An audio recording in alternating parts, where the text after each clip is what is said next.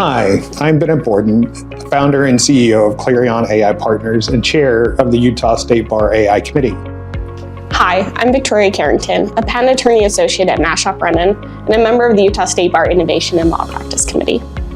Today, we're excited to talk about a handful of AI tools that are transforming the way Utah lawyers and legal professionals work.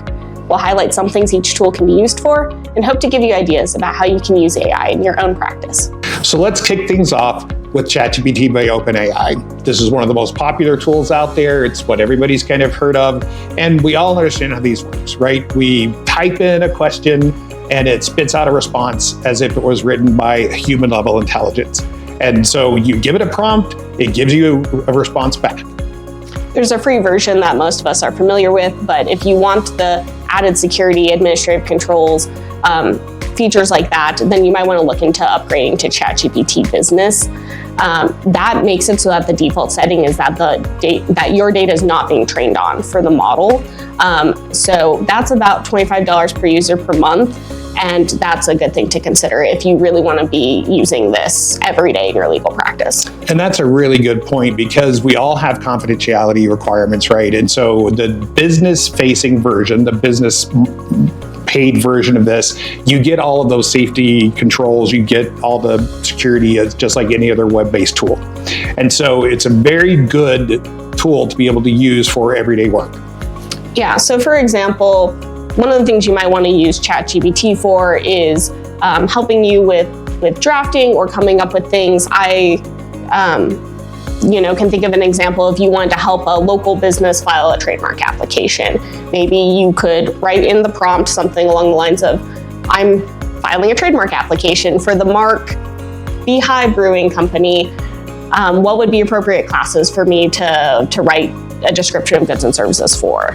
And then you would give it some specific information. That's the thing. You want to make sure that you are prompting ChatGPT with information to help it be helpful to you. And so here, maybe I would give it, I'm writing a trademark application for this mark for coffee shops, coffee beans, and coffee mugs. And I actually did run this prompt through ChatGPT this morning. And what it gave back to me were suggested classes. It gave me an explanation of why it chose those classes. And then it actually gave me an example description of goods or services that then I could use as a jumping off point. So I wouldn't say go ahead and file exactly what it gave me, but certainly it was helpful, from there, then I can tailor it, draft it to meet my client's needs. And that's a really great point, right? These are great ideation tools. And so they're a good place to start. They can explain things in plain English. So one of the things that I do is when I'm trying to explain a difficult concept to a client, I'll have my draft or talking points and I'll feed it into ChatGPT and say, help me explain this in plain English to a client in a way that they might understand it. And it will help. I can control the tone of it, the formality of it. And so really lean into these tools like ChatGPT because the more you work with it, the better it will work for you and become much more personalized to your practice. So another tool that is one of my very favorites is Google Notebook LM. There's a free version that's very good, but if you're looking for higher usage limits and better analytics, consider the Google AI Pro, which is currently about $20 a month. With Notebook LM, you can upload files, you can put in URLs, and then you can ask it to do a myriad of things. It can generate timelines, you can have it quiz you. One of my favorite features is that it can actually create a podcast-style audio overview. So say you want to learn more about a topic, you could upload a bunch of papers on it and then literally listen to a 20-minute podcast on that material. It's absolutely one of my favorite things. And we use this to imagine you can put in case law and ask questions about what different holdings are. You could put in a discovery file or deposition transcripts. And it's a very good way to create a database of knowledge that you can then query to use in many different ways in your practice. It's a very powerful tool. So for example, you could ask Notebook LM to do specific tasks like list all portions of a deposition transcript where a certain person admits a certain fact. Or you could say summarize Utah case law on what counts as a genuine issue of material fact under Rule 56 or something along that lines. And so it becomes your own body of knowledge that you can really start to get insight out of. And then, of course, we've all heard about Microsoft Copilot. If you use Microsoft 365 already, Copilot's in there, right? And so you can, again, you want to use the professional licensing version of this, which is going to cost you about $30 extra per month, but it gives you much more protections like we're used to with cloud-based services. Copilot can be used to help you draft documents from contracts to client letters, all of that right in Microsoft Word. It can also analyze spreadsheets in Excel, help you create presentations in PowerPoint, and it really does integrate seamlessly with Outlook, Teams, and SharePoint. So again, if you're already using Microsoft 365, it's a great choice. And that's the best thing about it, right, is that it's already integrated. And so being able to use it with the Microsoft suite that you're already used to is great. I use it all the time to say, oh, I'm preparing for this meeting, summarize all of my last conversations in this particular folder, right, of emails with a client, so I kind of get back into my head where this is. Yeah, so again, some examples, you could literally use Copilot directly in Word to maybe help you refine, say you're drafting a proposed parenting plan. If you're a family law attorney, you could ask Copilot with a prompt like rewrite section 4 in a neutral tone suitable for mediation, keeping all legal terms but softening the emotional language, and it would give you a revised draft that you could then review. So it really becomes quite the efficiency gain, right? And so shifting a little bit to, this is like Zoom AI Companion or similar things to those online tools, right? You have the video conferencing tools that have these, they'll summarize the meeting, they'll do follow-up tasks, and they're one of the things that really saves a lot of time post-meeting. Yeah, Zoom AI Companion can automatically summarize your meetings. It can generate action items for you to do afterwards. It can transcribe meetings, draft follow-up emails, and also help you organize things like whiteboard sessions. So let's say you're representing a local tech startup and you're negotiating a Series A investment. You're coordinating among founders, investors, and outside accountants on all these multiple Zoom calls, lots of versions of documents, and the constant follow-up tasks that drive us all crazy. Yes. So that's exactly when you'd want to use Zoom AI. If you're already using Zoom for these types of meetings, you could have it help you draft the email following up after your meeting. You could also prompt it with something like summarize the agreed upon points that we discussed. And it's also helpful for preparing things like client updates and internal collaboration. So you could do something like the prompt, generate a weekly status email, summarizing progress on the Series A's closing checklist. And this has become a beautiful tool because we're all in too many meetings, right? And trying to remember where we're at and who's going to follow up on what is always just a terrible task. And a similar tool to this is Notion's AI. So Notion is worth talking about because of what it can do. There's a free trial version, but again, the business versions are going to give you better security and confidentiality options than a consumer-facing version will.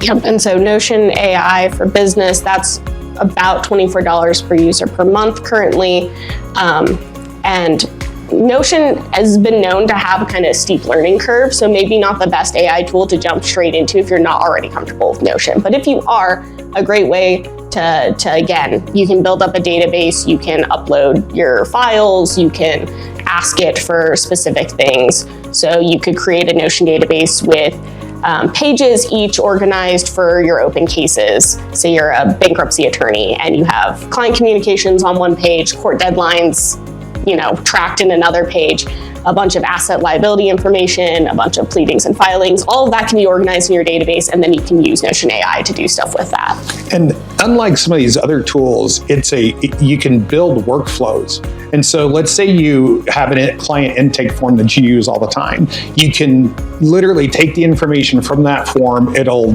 organize it into different places that you need, keep it for when you're drafting memos or letters or things like that. So it's a little like Victoria said, it's a little bit of a more advanced tool, but it actually really helps in workflows that you do steps over and over again. Yep, and if you just need to find anything, you can prompt it again, like the other AI tools we've been talking about. You can say, give me all my notes on a particular topic, and it'll pull those up for you. Now, all of these tools are super helpful in the ways that we've talked about, but there are tools that are specifically trained on legal materials. And so Thomson Reuters, Westlaw has co-counsel. Lexis AI Plus has a similar tool. And the nice thing is that as Utah Bar members, there's a resource page for Lexis AI Plus on the practice portal. And we also get a 15% discount, which is good because these things are not necessarily the least expensive things in the world. But because they are trained on everything on Westlaw or everything on Lexis, it is much more helpful in things like drafting documents or doing legal research.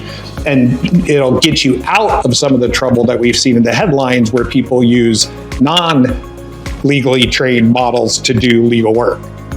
All that being said, we do want to note and remind you that just because co-counsel, Lexis Plus AI, or other legally specific trained AI platforms like Harvey AI, just because they're trained on legal material doesn't mean that they can't make mistakes. They can make mistakes and they do make mistakes. So keep that in mind no matter what type of AI tool you're using. And that's really one of the main messages we want to get across. AI can utterly transform how you practice law. These tools are amazingly powerful, but they're also just tools. And so when we've done testing with these legally trained LLMs, they'll spit out some really good stuff, like a good third or fourth level associate type of work. But in the same way, you wouldn't take a memo from a young associate and hand it off to a client or hand it off to a court. You want to have a QC process because under our professional conduct rules, we're the ones who are responsible for every word that comes out of our law firm, especially to a tribunal or the other side. So really, we want to leave you with that message that have reasonable guardrails in place, but also get excited. These AI tools are super cool and they are transforming the way lawyers in Utah are interacting with the legal profession. They're making us faster drafters. They're helping us reduce errors. We want you to feel like you have the ability to use these tools confidently and get excited about them. And what I tell my clients is exactly that, Victoria, is think about being curious and courageous. If you don't know how to use these tools, ask them. They'll tell you how to use them. Put a question in and say, hey, I'm trying to figure out how to do this. What's the best way to use it? And these tools will tell you how best to use them. There's tons of YouTube videos out there, and it takes so much of the basic grunt work that many of us have had to slog through for much of our early careers. And it allows us to do what lawyers do best, which is counsel our clients. Thanks for joining us. Thank you for joining us. We hope you found this helpful. There will be more content coming out about how to use tools like this in your everyday practice. And so keep an eye on the resources page for the bar. And of course, if you have any questions or just want to talk more about AI in legal practice, feel free to reach out to the AI Committee or the Innovation in Law Practice Committee. We're here to help you make the most out of these technologies.